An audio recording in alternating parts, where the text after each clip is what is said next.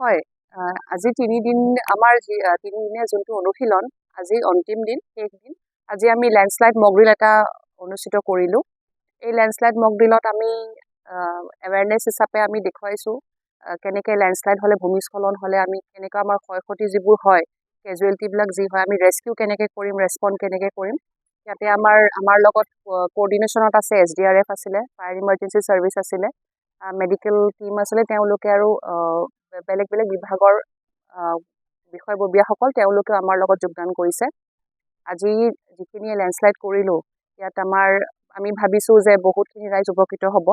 তেওঁলোকে ভাল শিকিব কেনেকৈ কমিউনিটি এৱেৰনেছ আমি যিমানখিনি পাৰিছোঁ কৰিবলৈ চেষ্টা কৰিছোঁ।